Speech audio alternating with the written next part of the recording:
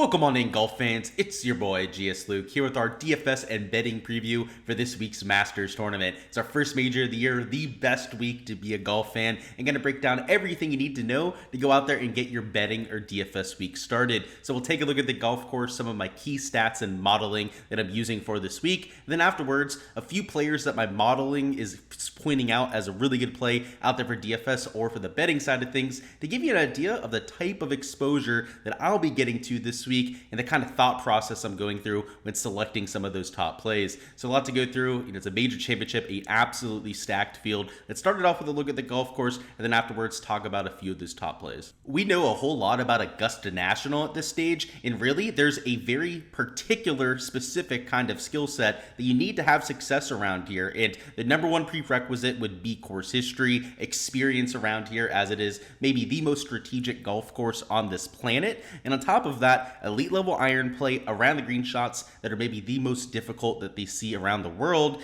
And then driving distance will help. It's a wide open golf course off the tee, apex height.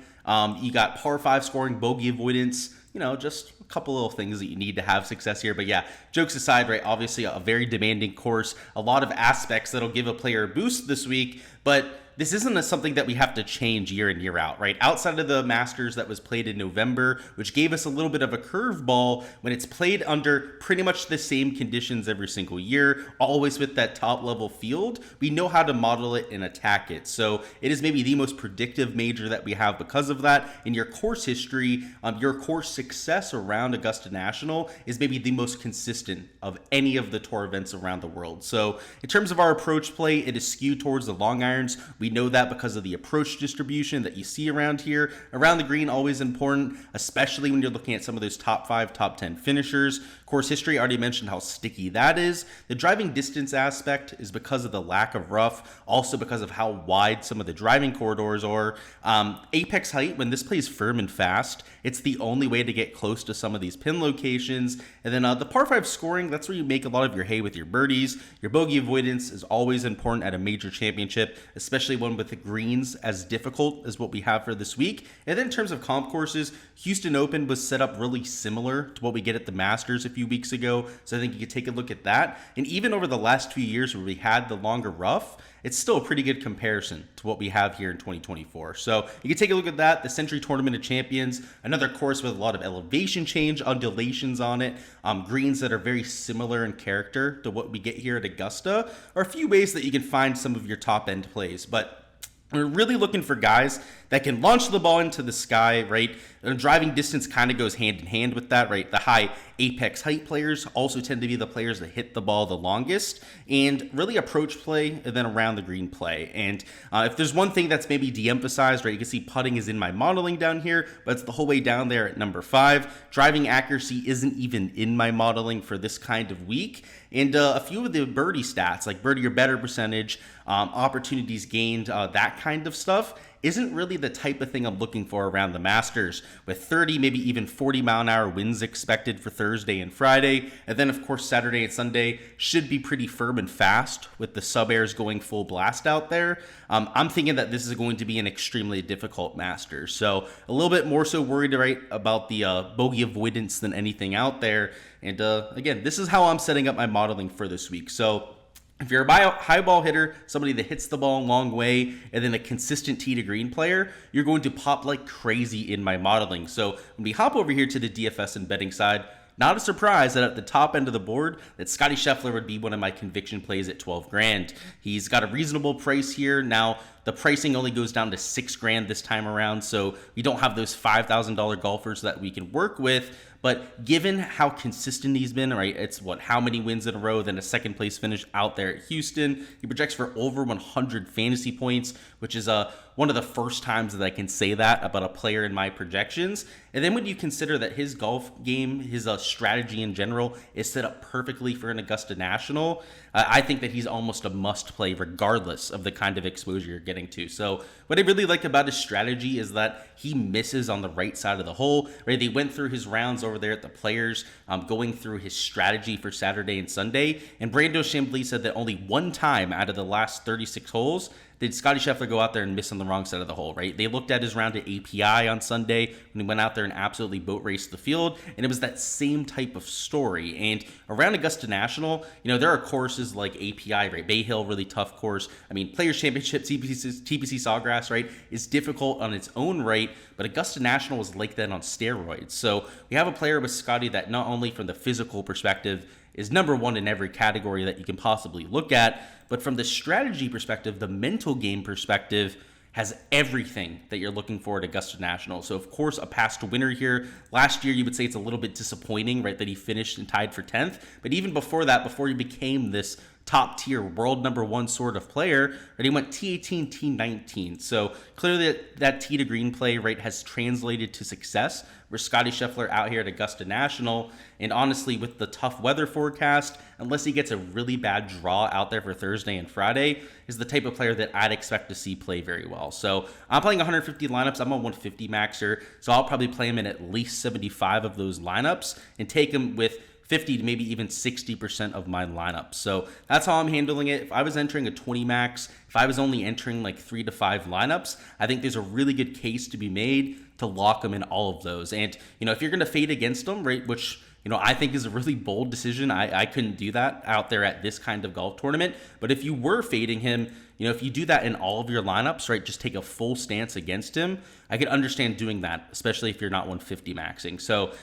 at 50, maybe 60% exposure, I will be over the field in somebody like Scottie Scheffler, but I am expecting him to be one of, if not the highest owned player on the entire slate. So probably in that 30, maybe even 40% range when it comes to his exposure, which is why going all in or all out on Scottie Scheffler could be a good way to go about it as well. Our next core play here, and no outright I'm taking on Scottie. If I could get him at plus 550, I would take that for Scottie, but not something that I'd do at plus 375 like you have over there in Hard Rock Bet. But Will Zalatoris is maybe a little bit more realistic for an outright. So if I could get him at 3,500, I would. The outright odds on Hard Rock Bet are just absolutely terrible right now. Whether it's Scottie, whether it's the middle, lower tier guys, all of them are like the worst number in the industry. So I'm not going to give them any action, right? I'm just going to wait for the numbers to get better.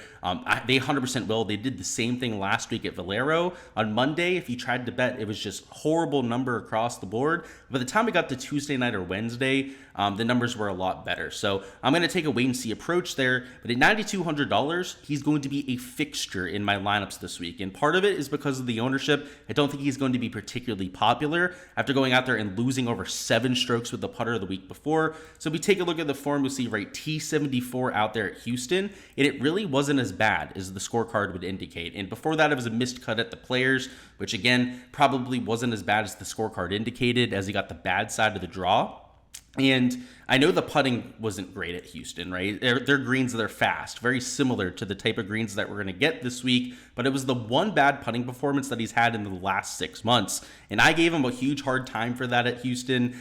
He was chalk that week. I had faded him. So obviously seeing him lose those strokes was kind of nice to see, right? As somebody that took a stance against him. But at the same time, I know that we got a little bit lucky, right? He's not always going to go out there and have that poor of a putting week. And at a golf course where he's gone second, and then he went 6th place in the last time that he played here, obviously withdrew with the back injury last year, but 2 top 6 finishes, right? So course history obviously in the favor of somebody like Will Zalatoris. And then when you take a look at the shots gained metrics, which are, again, a little bit thrown off by 2 really bad starts over his last 2 performances. But look at this, right? Still gaining a bunch from tee to green. Now you zoom out, it gets even more favorable for somebody like Zalatoris. You can see he's still gaining from tee to green, but maybe a little bit less sloppy with that short game. And around this course in particular has been really strong with the short game in his 2 starts. So I like that for him at $9,200. I do think the ownership is going to be reasonable because of his last 2 starts on the PGA Tour. And given that he's a big game hunter, right? He's made for these major championships. He's the type of player that I think by the end of his career is probably going to have at least 2 or 3 to his name. This is the perfect spot to take him, right? At $9,200, he doesn't have to win the Masters to go out there and be optimal, but anything in that top 5 probably gets the job done for us. And even if it's a bunch of birdies in a top 10, that might get the job done as well. So I think the price tag is, very favorable. It's pretty soft for somebody like Will Zalatoris. And I also think the ownership, the game theory angle, is going to make him a pretty solid play for those large field GPPs. Then our last core play, we're going to talk about some value plays here too, a little bit further down towards the bottom end of the board. But our last core play here at $8,700 is going to be JT, who I'm eyeing up for an outright. I would take him at 40 to 1 or maybe even higher if we can find that around the industry. Once again, right, terrible numbers over there on Hard Rock Bet. But JT, right, had the one really quote-unquote bad performance last time out. And sure, if you're scorecard watching, you probably think that's the case, right? He finished, T64 out there at the Valspar? Well, he was nearly winning the golf tournament, right? On Sunday was tied for the lead after 2 holes, and then had maybe the biggest collapse that we've ever seen from him when it came to the flat stick. So yeah, I'm team no putt this week, right? I'm taking a chance on Zalatoris. He lost all those strokes putting. And then Justin Thomas had lost over 8 strokes putting on Sunday at the Valspar. So it's definitely a bounce back spot that I'm looking to get to. Week before that, it was a missed cut. So once again, a player who's coming in with some sketchy form. But the byproduct of that is that he's not going to be chalky, right? He was chalky for a lot of events after his hot start here in 2024. And if we're looking for shot makers that just have a really good all-around game, where maybe the putting is a little bit, of a lack of a strength, right? It's one of their sore spots when it comes to the shots gained metrics. Well, Zalatoris and Justin Thomas fit that, right? And what they can do is they can move the ball in both directions, right? That is required around Augusta National if you're going to get yourself out of trouble. And because of the sketchy form, Hideki Matsuyama is going to be the chalk of all chalk, right? People would rather play a Tony Finau or a Cameron Young. They get to somebody like a JT here. And in terms of course fit, just overall major championship pedigree, these are the best players here, right? Will Zalatoris, right? In Aberg, this is his first ever major, right? Sure, Jordan Spieth used to win majors, right? Patrick Cantlay hasn't really done shit at them ever, right? But in terms of over the last few years, Will Zalatoris is one of the best major championship records that we have, right? JT's actually won a major, right, over the last few years. Guys like Tony Finau, Cameron Young, right, are obviously still looking for that victory. DJ Cam Smith, I love my live golfers from time to time. Have a little soft spot for some of the guys out there. But in terms of, right now form, if you just gave me, a 10-man field of some of these live guys versus guys like JT and Will Zalatoris, these are the guys that I'm picking 9 times out of 10. So I like the overall pedigree for these two. I think that they're coming in with a little bit of sketchy form, which doesn't really concern me, right? Somebody like Will Zalatoris has had a few weeks to figure out the putter since Houston, and JT hasn't played since Valspar. Obviously, changing caddies, getting rid of Bones Mackay, maybe he felt like that was part of the issue. But now, right, is going to have a little bit of a reset going on, and I think going to be a low-owned sleeper play for this year's Masters. So in DFS, right, doesn't have to win at $8,700, right? In fact, a top 10 is probably enough for somebody at that kind of price tag. And he definitely has quite a bit of top 10 upside. So JT, again, a little bit of a bounce back spot. The putter was the main reason for the problem. Same thing with Zalatoris' last time out, which is kind of on brand, right?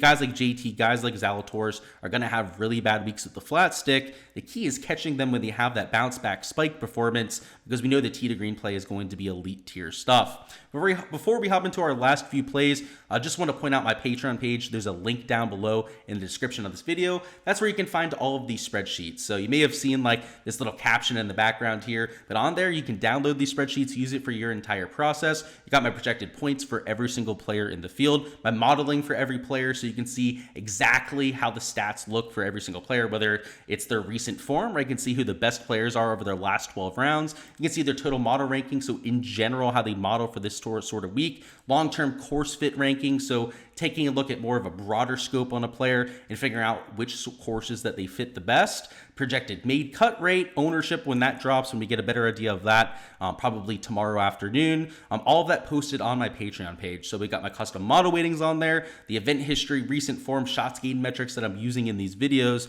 all at your disposal to get all of your research done. So whether you're looking at my exposure, my player pool for any given slate, using that for a little bit of perspective, or going out there and just using it for the research side, all of it is extremely helpful for me. It's what I use for my DFS process. And obviously for a lot of you out there, I think it can be helpful as well. So check it out if you've been wondering how to get access to these spreadsheets. And again, there's a link in the description of the video.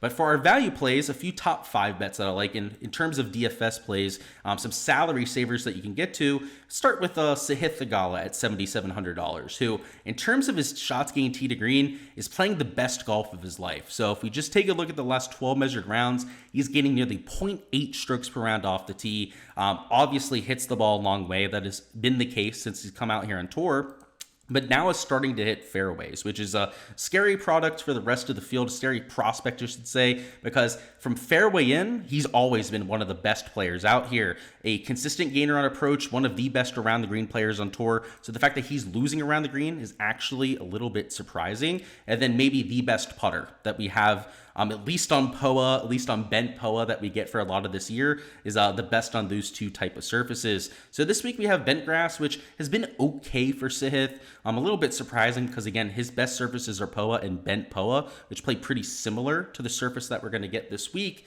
But with that tee to green play, also his first ever start year was extremely successful. Was able to go out there and finish in 9th place last year and does everything that we want, right? Just like a Zalatoris, just like a JT, is a player that's comfortable in moving it in both directions, has the fade, has a really good draw in his bag out there, which is what you have to get out of trouble around Augusta. It's no surprise that guys like Bubba Watson are multiple time winners here. Tiger Woods, of course, so dominant around Augusta National Golf Club because they're known as elite level shot makers. And a few weeks ago, I was watching golf with my mom and my stepdad, and I was saying, Sahith Theegala, I forget what tournament I was watching, but I was saying he's going to win the Masters someday, is what I was telling them. And I was like, it's probably not going to happen this year. And again, it's probably not going to happen this year. So I took him for a top 5 bet rather than an outright. But he's got that skill set. He's got that kind of mental breakdown, kind of like a Bubba Watson, where this event and him are just going to gel extremely well. So last year, he was a first-time starter. I did play him at this event and ended up getting that top 10. But I think by the time we get to like 4 or 5 years from now, this is probably going to be a golf course that is extremely favorable towards him. So whether it's like the Jordan Spieth arc, where it's going to be a lot of top 5s, potential even wins for Sahith Theegala out there, I want to be early to that. So I'm taking that top 5 bet at plus 850. I felt that was fair for the kind of course fit that we're getting there. And of course, right, with the top 10 last year, just has to improve maybe a shot or two on that and could go out there and capture that bet for us. So for the DFS perspective, I do think he's going to get some ownership. So unlike, obviously, Scottie, right, he's going to be chalky. But unlike, right, the last 2 plays that I think are going to be a little bit lower owned, because of his form, because of that shots gained ball striking that he's put up, he's probably going to be a little bit popular. So he's going to have to be a player that you're just okay taking at higher ownership and differentiating with the rest of your lineup. But with how contrarian the rest of my player pool is going to be, I'm not going to have to worry about that all that much. So love him for the top 5, love him for DFS, even if it is going to be a little bit of a popular play.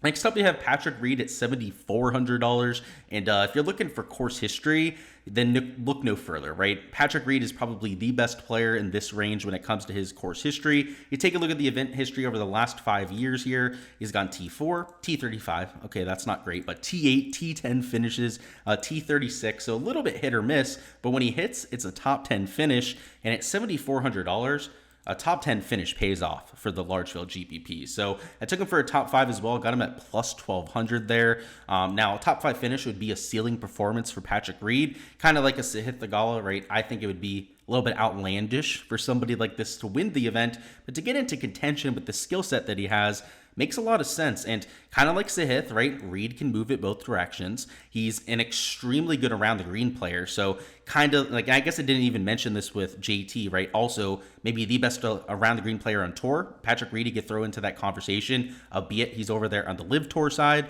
Scottie Scheffler, for as talented as he is on approach, is also one of the best around the green players on tour. That is how you're going to get it done with Patrick Reed, right? Shot making, putting, and then around the green play. So the irons have been okay for Patrick Reed on the live tour. He's been a little bit hit or miss on that side as well. But when you've gotten Patrick Reed on courses that fit his game, he's gone out there and had a lot of success. And the Blue Monster, the course they played down here in Miami that I went to this last weekend, is not a course I would say that fits Patrick Reed's game very well, but he still went out there and had a respectable top 15 performance. So a player that I think is coming in with decent form, maybe a little bit overlooked because he's playing on the live tour side. And again, from the course history angle, you're not going to find a better player in this range, right? Like obviously Corey Connors a decent course history himself, but it's just top 10 galore over the last 3 years, which again, only Corey Connors can really match. And then for our last play here, last value play on this video, not the only bets that I'm probably going to be taking this week. We'll have to see by the time we get to Wednesday. I'll update you guys here on the live stream at 7 p.m. But Siwoo Kim, top 5 at plus 1,200. So in DFS, another player that I think is going to be a little bit popular. So kind of like we had with Sahith Theegala, right? Because of the form that Siwoo's in, I can't see him being a lower owned play. Patrick Reed, on the other hand, I do think he'll be lower owned because he's playing over there on the Live Tour. But with Siwoo Kim, I mean, look at this shots gained tee to green, right? He's been killing it. He's gaining 0.6 strokes per round in all 3 tee to green categories. You zoom out a little bit, right, to make it a bigger sample. It should look a lot worse, but you can see he's still gaining a crap ton of strokes from tee to green. So in terms of 2024 performance, he's been one of the best players if you're just looking at everything besides the putting. And if there's any stat that I'm de-emphasizing this week, it is, of course, that shots gained putting. So the event history form is maybe not as impressive as what we've seen with some of our other plays, but still has at least, right, that top 12 finish, that T21 that he had there 5 years ago. And I know the cut's pretty easy to make out there at the Masters, but there's no missed cuts here, right? There's no like 45th, 50th place finishes right out there for Siwoo Kim. He's always at least been solid around here. And even if it hasn't led to that top 10 that we're looking for, that top 5 right out here for that bet, he's at least had years of experience. He kind of knows what to expect around this golf course. And now Siwoo Kim is playing the best golf of his life. He didn't back down at the Players. He hasn't backed down when he's gone in contention in the past. What if we get really good Siwoo Kim week, right? If we do, that's almost for sure going to be a top 5 finish. But with the form that he's putting up, it makes it hard for me not to want to get some exposure there. So I do think it'll be popular because of that form, right? People aren't going to overlook those kind of tee to green stats.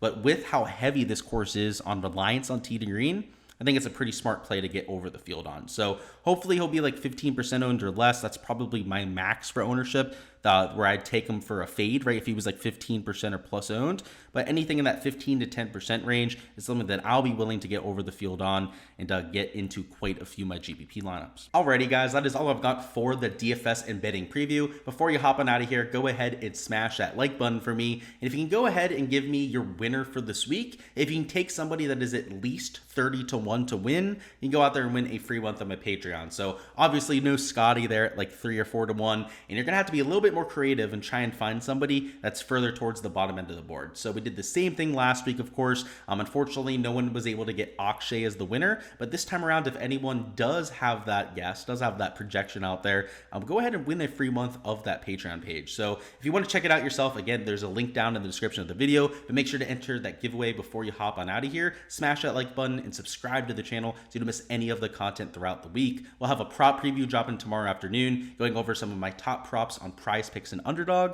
I'm out there for round 1 of the Masters, and of course Wednesday at 7 p.m. Eastern time is where we're going to be doing our weekly live stream. So on there you can ask any questions that you have. We'll go through them. I'll get all of those answered for you. We'll go through a weather report, how that's going to impact play over the first 2 days. We'll take a look at some of the prop stuff, some stat averages out there for the golf course, and just go over everything that you need to know to make this week a good one at the Masters. Should be a fun week. Again, maybe the best week that we have in the entire golf year. So let's go out there and make it a profitable one. So best of luck out there yourselves, whatever type of exposure that you're getting to. And I'll see you through the content for the rest of the week.